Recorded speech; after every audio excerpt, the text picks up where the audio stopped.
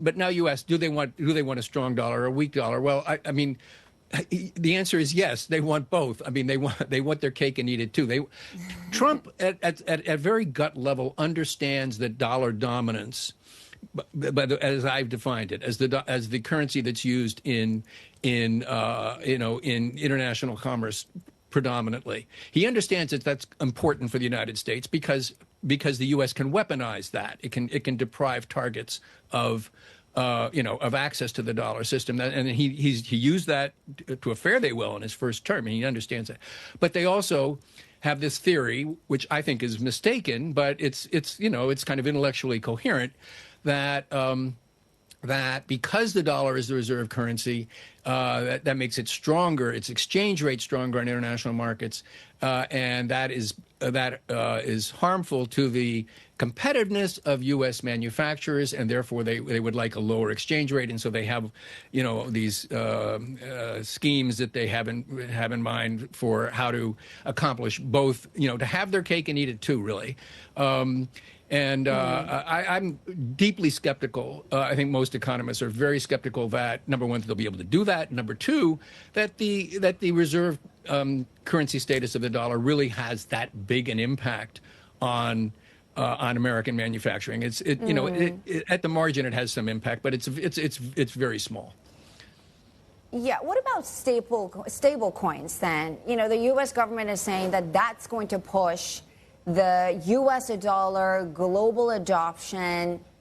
It's going to extend its hegemony. Do you think they're overstating it, or is there an argument there? Yes. Well, I mean, yes, I think they're grossly overstating it. I don't think, I mean, the dollar's dominance is not going to benefit or particularly be harmed either by the use of stable coins. It just isn't an important factor, whether the U.S. does it or not. In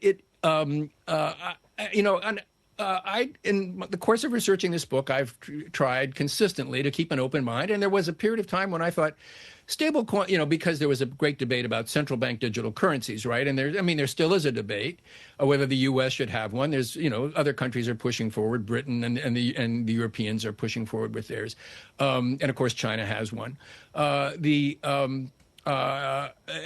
there was there's been a debate in the U.S. about it, stable coins are, probably maybe a better way for the U.S. to be on the cutting edge of payments technology, without all the problems with privacy that a CBDC has. But stable coins have a lot of other problems.